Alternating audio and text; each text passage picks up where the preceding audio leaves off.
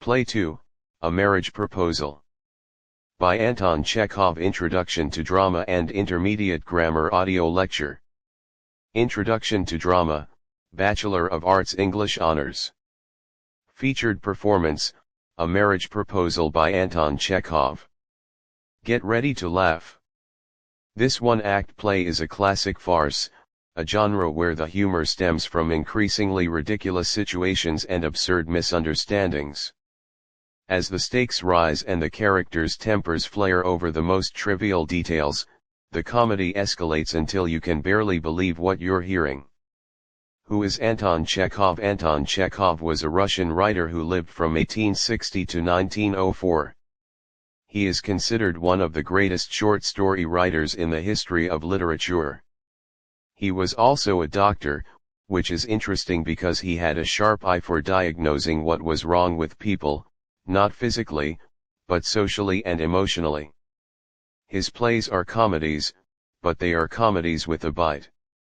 Chekhov loved to take a mirror and hold it up in front of the privileged class and show them how petty, how materialistic, how emotionally hollow they actually were.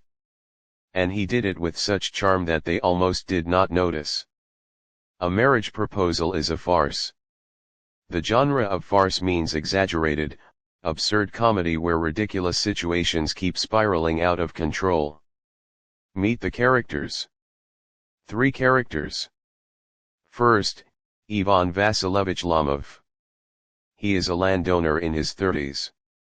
He is nervous, anxious, and a hypochondriac. That means he is always worrying about his health. Every argument makes him feel physically ill. He has palpitations, numb legs, twitching eyes. He is a nervous wreck. Second, Natalia Stepanovna. She is around 25. Practical. Argumentative. She wants to get married but cannot stop fighting. Third, Stepan Stepanovich Chubyukov. Natalia's father. He desperately wants his daughter married off. He is warm and welcoming one moment, and absolutely insulting the next. He swings between extremes depending on whether the proposal is going well or badly. Act 1: The proposal that never happens. Lomov arrives at Chubyukov's house dressed formally. He nervously tells Chubyukov he has come to ask for Natalia's hand in marriage. Chubyukov is overjoyed. He calls Natalia in. Lomov begins. He talks about how long their families have known each other. He mentions his land. He mentions oxen meadows. And then it happens. Natalia says, "Oxen meadows, those belong to us." Lomov says, "No, they belong to me." And that is it. The proposal is over before it began. They are now in a full-blown property dispute. Insults fly. Chubyukov sides with his daughter and starts insulting Lomov too. Lomov, in a fury, storms out without proposing. Chubyukov turns to Natalia and tells her why Lomov actually came. She is devastated. She likes him. She begs her father to bring him back. Act 2: The dog debate. Lomov returns. They try to be civil. They manage about 20 seconds of politeness before the second argument ignites. This time it is about dogs. Lomov owns a hunting dog named Guess. Natalia owns a hunting dog named Squeezer. Each insists their dog is superior. Each insists the other's dog is useless, lame, old, and overpriced. The argument escalates into pure absurdity.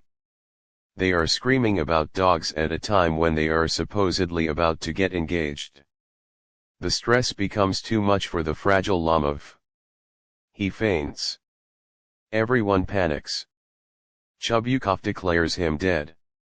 When Lomov comes around, Chubyukov grabs Natalia's hand and thrusts it into Lomov's and announces they are engaged. They kiss. And then immediately resume arguing about the dogs. The curtain falls on 2 engaged people furiously debating whose dog is better. That is your ending. The theme. What is Chekhov really saying? 3 themes you need to know for the exam. First, marriage as a business deal. Neither Lomov nor Natalia is driven by love or romance. Lomov thinks Natalia is not bad looking and is a suitable match. Chekhov sees it as an alliance between landed families. There is no tenderness, no warmth, no genuine affection. Chekhov is mocking the way marriage in 19th century Russia was a social and economic transaction, not a romantic one. Second, materialism over love. The first thing they fight about is land. Property. Oxen meadows. The educated, well-off class cares more about acres of field than about human connection. Third, the pettiness of the privileged class. These are educated, wealthy people. And they spend their time screaming about a strip of land and the quality of hunting dogs. Chekhov is gently but ruthlessly exposing how small, how petty, how emotionally underdeveloped the privileged class actually is. Literary devices. Farce, the escalating absurdity, land to dogs to fainting to forced engagement, is classic farcical comedy. Irony, a scene about proposing marriage has zero romance in it. Characterization, Lomov's hypochondria is a brilliant comic device. Every argument physically destroys him. His numb legs and palpitations become funnier each time. Social satire, Chekhov mocks the Russian landed gentry and their obsession with property and status over genuine human values. Rapid-fire revision. Listen and lock in. Now let us lock in the key facts. Repeat each point in your head as you hear it. Point 1. Author, Anton Chekhov. Russian. 1860 to 1904. Point 2. Genre, farce, comedy. Point 3. Setting, Chekhov's drawing room, rural Russia, 19th century. Point 4. Characters, Lomov, hypochondriac landowner. Natalia, argumentative and practical. Chekhov, desperate to get his daughter married. Point 5. Argument 1, Oxen Meadows. A piece of land both families claim. Nobody wins. Point 6. Argument 2, whose dog is better? Guess versus squeezer. Lomov faints before it resolves. Point 7. Ending, Chekhov forces the engagement while Lomov recovers. They kiss and immediately resume arguing. Point 8.